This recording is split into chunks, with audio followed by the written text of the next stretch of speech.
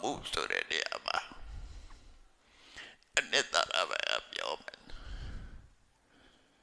စောကတာလေကောင်းမှုလို့ခေါ်ကြတယ်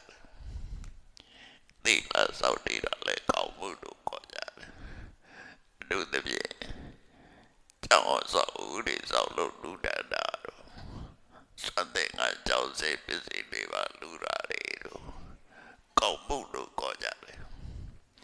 တကယ်အကောင်းမှုလို့ခေါ်ရမယ့်အရာကအဲ့ဒါတွေမဟုတ်ဘူးနော်စတဲ့ငါကျောင်းစိတ်တို့ပစ္စည်းလေးပါလူတွေကိုကောင်းမှုလို့ခေါ်ရမှာမဟုတ်ဘူးတကယ်လို့ကောင်းမှုလို့ခေါ်ရမယ်လူတွေရဲ့တဏ္ဍမှာဖြစ်တဲ့အနှစ်သာရတရားငါမျိုးရှိတယ်အဲ့ဒါကြောင့်ဒီဖြစ်ပေါ်လာတဲ့အကျိုးတရားတွေရလဒ်တွေကိုကောင်းမှုလို့ခေါ်ကြတယ်အဲ့ဒါတွေအပါတွေတော့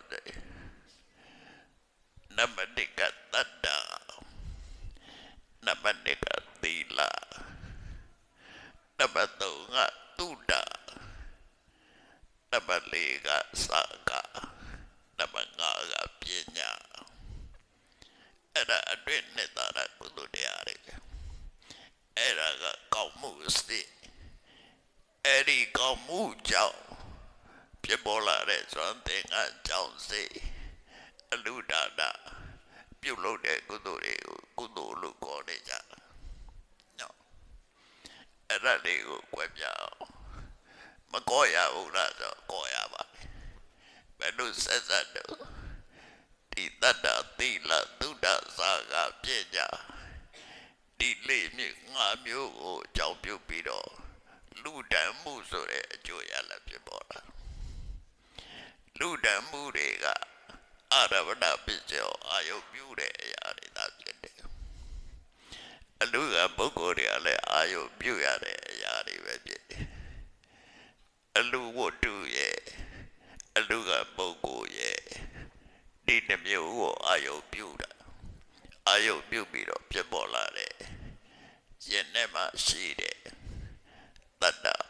သီလသုဒ္ဓစာကပြည့်ကြအဲ့ဒီကုသိုလ်ငါမျိုးကမှတကယ်ကုသိုလ်အဲ့တော့ကိုရင်နဲ့မှကုသိုလ်စွမ်းရည်တတိပြကုသိုလ်တွေရအောင်ဒီတရားငါမျိုးရှိရဒီတရားငါမျိုးကိုလည်းပဲစုတော်ပြည့်တရားငါးပါးလို့လည်းခေါ်တယ်စုတော်တိုင်းပြည့်စေတာဒီငါမျိုးကြောင့်သို့တော့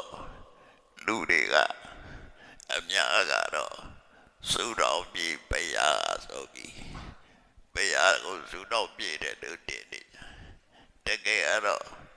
ဘုရားကစုပေးတာလည်းမဟုတ်ဘူးစုတော်ပြည့်စေတာလည်းဘုရားကမဟုတ်ဘူးတကယ်မြတ်စွာဘုရားကိုယ်တိုင်ဟောတာလေစုတော်ပြည့်တဲ့တရားကဒီငါပြောတာလည်းပြည့်တယ်အဲ့ဒါကကိုယ်ရဲ့နဲ့မှဖြစ်တာဒါကြောင့်မြတ်စွာဘုရားအတ္တအယတနောနာတော့မိမိသိတာမိဖို့ရဲ့ကိုယ်ွယ်ရဆိုတာ